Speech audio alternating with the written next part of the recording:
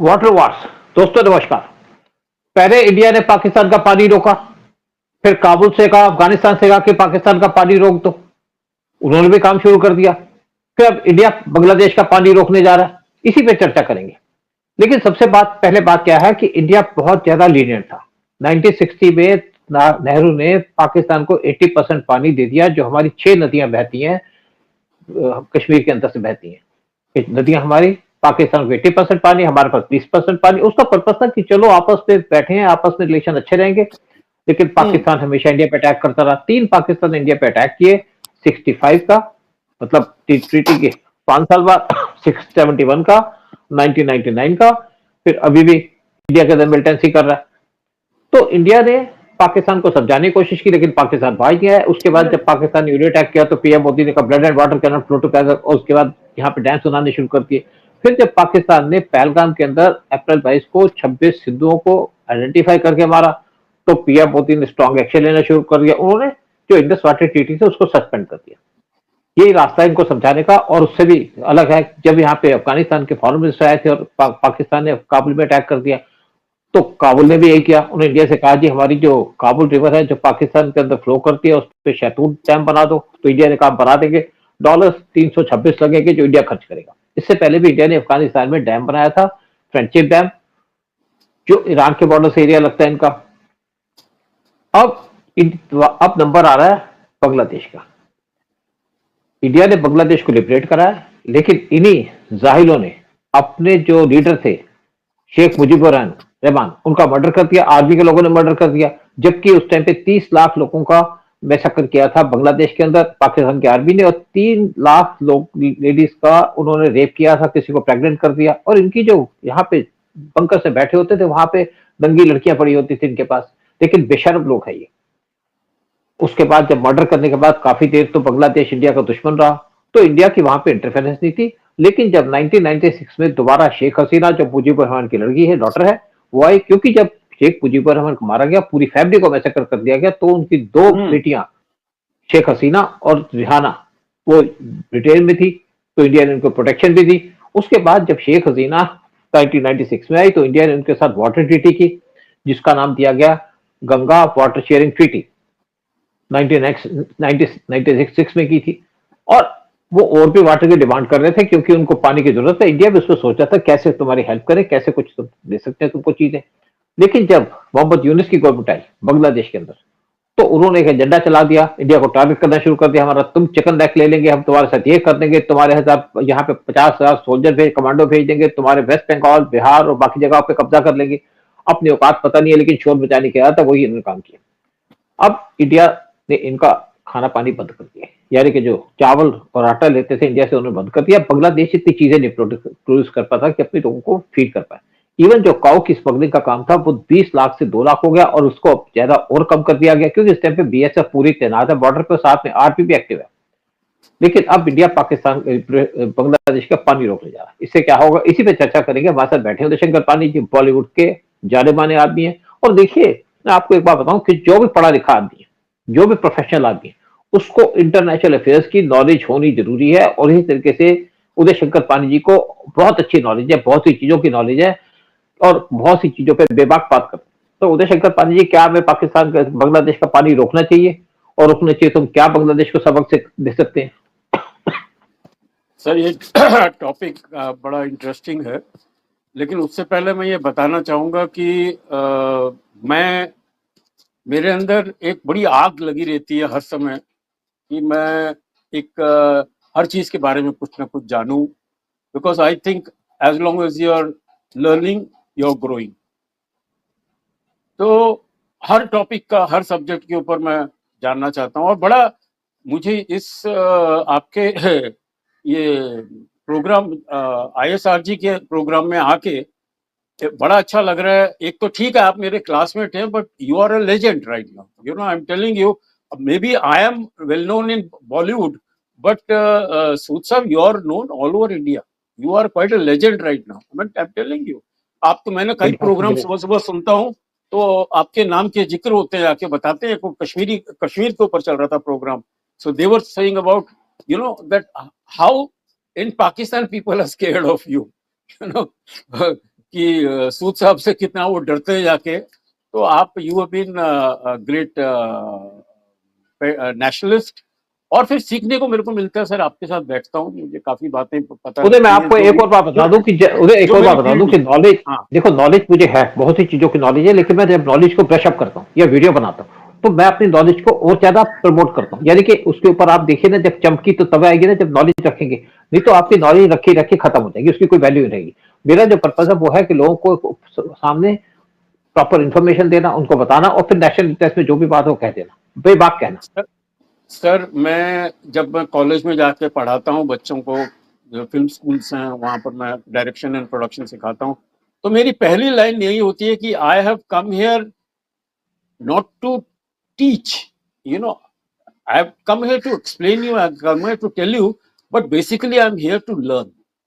I want to learn how you people, आज की generation कैसे सोचती है, what are they, you know, because it's a जैसे टाइम बहुत फास्ट चेंज हो रहा है, टेक्नोलॉजी बहुत फास्ट चेंज हो रही है, so it is very important to move with times and move with today's generation, तभी आप आगे चल पाएंगे। तो anyway, talking of water sir, मेरे एक बड़े अच्छे दोस्त हैं शेखर कपूर, बहुत इंटरनेशनल फिल्में बनाई हैं उन्होंने, हिंदुस्तान में भी बहुत आइकॉनिक फिल्में बनाई हैं। वो पिछले 10-15 साल से एक प्रोजेक्ट के ऊपर काम कर रहे हैं, बहुत बड़ा प्रोजेक्ट है, और उसका नाम है पानी। कि आगे की फ्यूचर की जंगें पानी के ऊपर होंगी, ये उसका थीम है उसकी फिल्म का, और वही हो रहा है, आप देखिए ना, वही हो रहा है। सो सिनेमा इज कहते हैं ना समाज का दर्पण है, और क्या होने वाला है वो हमें पूरी छूट है कि उसको हम लोग दिखाएं, समझाएं जाके। तो ये पानी का जो वॉर चल रहा है सर, ये definitely it is a lethal weapon we have, और पाकिस्तान ने तो हदें पार कर ली थी, और उसी तरह से उनका जो ये सौतेला भाई है बांग्लादेश, उसने भी हदें पार करनी शुरू कर दी, हिंदुओं पे इतने नरसंहार शुरू कर दिए, और हिंदुस्तान के साथ बदतमीजी और उसको प्रवोक कर रहा है बार बार। अब बताइए, जाकिर नायक को बुलाना, पाकिस्तान के आईएसआई के लीडर को बुलाना, पाकिस्तान से उनके टेररिस्टों को इनवाइट करने आज बांग्लादेश में, बताइए।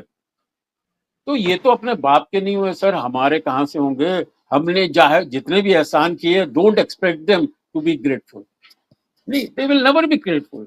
वो तो इनके डीएनए में है बेईमानी और दगाबाजी, ये लोग दगाबाज ही रहेंगे, या कि ये कुछ चेंज नहीं होंगे, और ये आपस के अंदर ही दगाबाज होते हैं सर। इसके अंदर तो ये थोड़े दिनों के बाद आई वोंट बी सरप्राइज कि साले पाकिस्तान के पीछे भी पड़ जाएंगे, पाकिस्तान इनको मारना शुरू करेगा। आज पाकिस्तान कर क्या रहा है? मुसलमान ब्रदर, और लड़ तू मार मुसलमानों को रहा है, चाहे बलूचिस्तान में हो या अफगानिस्तान में हो या ईरान में हो। और बिकाऊ, कितने बिकाऊ हैं कि आज इजरायली आर्मी में जाने के लिए रेडी हैं, खाली पैसों का उनका थोड़ा डिफरेंसेस हो रहा है।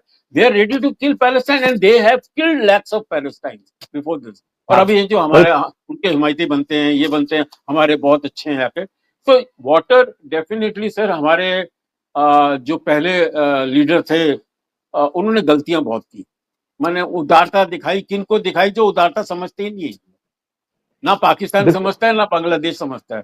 तो उनके लिए जाके भैया आप ले लो ज्यादा पानी, उनको लगता है उससे खुश हो जाएंगे। अरे खुश नहीं होते हैं यार, तुम्हारी पीठ पीछे वो हंसते हैं, देखो कितना बेवकूफ हिंदुस्तानी है, ये साला अपना पानी भी हमें दे रहा है। तो वही हो रहा है। तो now we are setting things right. और अभी जो हमारी एडमिनिस्ट्रेशन है, तो वो अभी कह रही है कि भैया आप यह पुरानी ट्रीटें भूल जाओ जाके, जो अब सही बात है, जो सही डिवीजन है वो अब करो पानी का, हम अपना पानी रखेंगे, हम आपको देंगे, नो प्रॉब्लम। देखो उदय, मैं आपको बता दूं, पाकिस्तान बांग्लादेश में क्या है कि पानी इंडिया का है, इंडिया से पानी जाता है और हम इनको पानी देते हैं। बिल्कुल ठीक बात है कि हमें पानी के लिए किसी को मना नहीं करना चाहिए, लेकिन रीजनेबल बात हो। फिर ट्रीटी क्या होती है? ट्रीटी होती है जो आप किस किस के साथ एग्रीमेंट करते हो, ट्रीटी करते हो, उसको कुछ दे रहे हो तो आपको वापस में भी तो मिलना चाहिए ना। हमने अगर पाकिस्तान के साथ ट्रीटी की, इंडस वाटर ट्रीटी की, तो पाकिस्तान को इंडिया पे अटैक नहीं करना चाहिए था, पीसफुल तरीके से रहना चाहिए था। डिफरेंसेस हो सकते हैं, लेकिन वो बात नहीं, वो तो मिलिटेंट भी भेजता था इंडिया के अंदर, आपने देखा हर बार ही अभी चाकू पहलगाम के मारा अंदर। सर, हर बारी चाकू हाँ, खोगा उन्होंने। बिल्कुल बिल्कुल। अभी जैसे पहलगाम के अंदर 22 से 26 से 2 को मार दिया, लेकिन अब इंडिया बर्दाश्त नहीं करता। देखिए, जब बांग्लादेश का लिबरेशन हुआ था तो उस टाइम पे पूरा रोल था रॉ का। रॉ ने और आर्मी ने जाकर के बांग्लादेश क्रिएट किया, पाकिस्तान से अलग किया, क्योंकि इन पे बहुत ज्यादा जुल्म हो रहे थे बंगाली जो हिंदू थे जो बांग्लादेश के ऊपर। और 1971 में बांग्लादेश को लिबरेट करा दिया और शेख मुजीबुर रहमान बने बांग्लादेश के प्राइम मिनिस्टर। और इन्हीं मुसलमानों ने, इन्हीं उनके आर्मी के लोगों ने उनका मर्डर कर दिया 4 साल के बाद 1975 में, आईएसए के कहने पे और अमेरिका की सीआईए के ऊपर कहने पे। हमने कोशिश की उनको बचाने की, हम इस पे अलग से बात कर चुके हैं, लेकिन यहाँ पे हम इस इशू को डिस्कस नहीं करेंगे। तो उनकी जो बेटी थी शेख हसीना और रेहाना, वो थी लंदन में, बाकी फैमिली के लोग सारे मारे गए थे।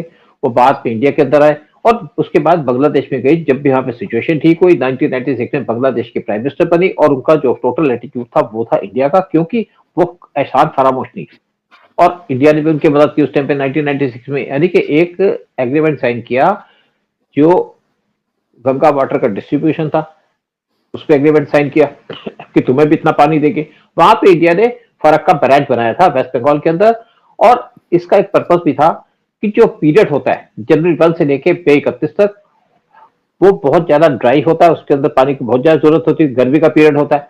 तो इंडिया उनको पानी सप्लाई करता था 33,000 क्यूसेक्स हर एक सेकंड के अंदर, और इंडिया ने उसको हमेशा जारी रखा। जब पीएम मोदी आए पावर में 2014 में, तो वो पहली बार गए थे बांग्लादेश के अंदर 2015 में और शेख हसीना से मिले, और जो भी उनकी चीज रिक्वायरमेंट थी उसको पूरा कर दिया। यानी कि जो बॉर्डर एग्रीमेंट था, तो जो पेंडिंग था 1974 से, उसको उन्होंने इंप्लीमेंट कर दिया। यानी कि बॉर्डर के ऊपर लाइनें खींच दी ताकि दोनों कंट्री के अंदर पीस रहे। लेकिन उसके बाद भी बांग्लादेशी इंडिया के अंदर आते रहे, हमारी डिस्टर्बेंस करते रहे इंडिया के अंदर। और वोट किसको डालते थे? वोट डालते थे एंटी इंडिया फोर्सेस को, जैसे वेस्ट बंगाल के अंदर टीएमसी को, और कांग्रेस को डालते थे इंडिया के अंदर। लेकिन उन्होंने बीजेपी को भी वोट नहीं दी, जबकि बीजेपी ने बहुत काम किया बांग्लादेश के ऊपर। लेकिन अब क्या है कि जब मोहम्मद यूनिस आए तो उन्होंने एक तो चिकन नेक पे टारगेट करने की कोशिश की। उन्होंने भी, उनके एडवाइजर ने हमेशा चिकन नेक पे टारगेट किया। एक बार गए चाइना के अंदर मोहम्मद यूनिस, तो चाइना के अंदर उन्होंने कहा जी जो चिकन नेक का एरिया है, जो चिकन नेक है मैं बता दूं, चिकन नेक 22 किलोमीटर चौड़ा है और 66-60 किलोमीटर लंबा है, और ये जो 7 नॉर्थ ईस्टर्न स्टेट्स हैं उनको कनेक्ट करता है मेनलैंड इंडिया से। और उसके आसपास बांग्लादेश के लोग बैठे हैं, बांग्लादेश भी उसके आसपास है, साथ में भूटान है, साथ में नेपाल है। लेकिन जो मुस्लिम है उन्होंने चिकन नेक पे काफी कंट्रोल कर रखा है। तो मोहम्मद यूनिस ने कहा कि जो चिकन नेक का रास्ता है वो जाता है बांग्लादेश से, तो बांग्लादेश को हम ले लेंगे। तो चाइना ने भी ठीक कह दिया, जी ठीक बात है। तो लाल बोरीहाट जो एक एयरपोर्ट है, चाइना ने कहा इसको शुरू कर दो, तो हम चिकन नेक पे कब्जा कर लेंगे। तो इस पे वो एयरपोर्ट पे काम करना शुरू कर दिया। लेकिन साथ में यहाँ पे ऐसे के लोग भी आने शुरू हो गए, और वो भी यहाँ पे चिकन नेक के एरिया पे जाते थे, विजिट करते थे, इंडिया को तंग करने की कोशिश करते थे। लेकिन अल्टीमेटली क्या है, जो 1996 का एग्रीमेंट था वो सिर्फ था 30 साल का, यानी कि 2026 में एग्रीमेंट खत्म हो रहा है।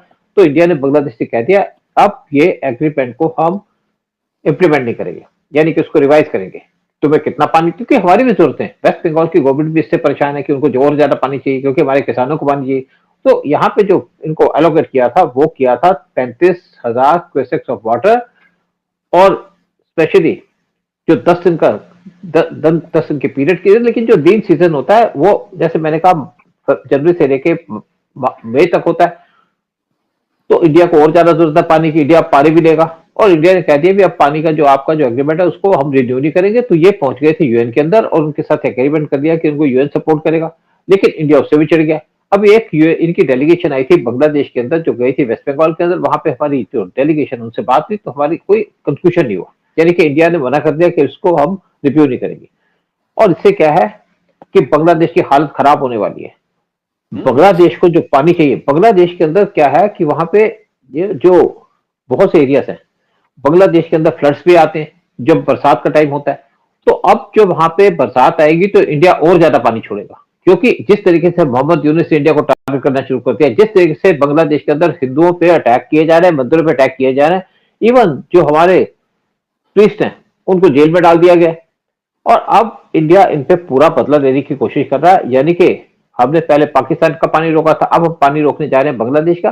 बांग्लादेश के अंदर 20% की उनको शॉर्टेज पड़ती है पानी की, और यहाँ पे जब फ्लड आते हैं तो यहाँ पे जो 30% इनकी लैंड है उस पे पूरा पूरा पानी हो जाता है, जिसको रोक भी सकते हैं काफी हद तक बरात से हम पानी को रोक करके या पानी को सप्लाई करके। देखिए जिस तरीके से आपने देखा कि जब हमने इंडस वाटर ट्रीटी को कैंसिल किया पाकिस्तान के साथ, तो उस टाइम पे हमने बहुत सा पानी छोड़ दिया पाकिस्तान को, और जिससे वहां पे फ्लड्स आ गए।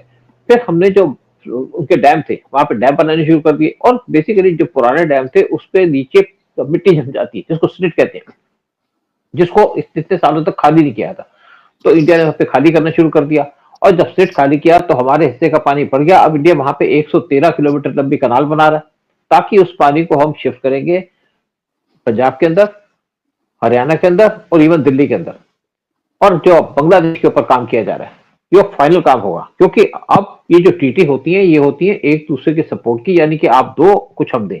हम जब पानी देते हैं तो तुम हमारा पानी का, तो हमारे पे यहाँ टेररिस्ट अटैक करने की प्लान कर रहे हो। और एक और बात बता दूं कि एक ब्रह्मपुत्र रिवर आती है चाइना से, और चाइना से वो आती है अरुणाचल प्रदेश के अंदर, अरुणाचल से जाती है असम के अंदर, वहां से जाती है बांग्लादेश के अंदर भी। तो अब चाइना ने वहां पे डैम बनाना शुरू कर दिया, ह्यूज डैम जो बेल्ट पे बना है, और उसका पानी वो शिफ्ट कर रहे हैं तिब्बत के अंदर। इससे हमें भी दिक्कत होने वाली है, क्योंकि इतना बड़ा डैम होगा और उससे वो 600 मेगावाट की बिजली जनरेट करेंगे।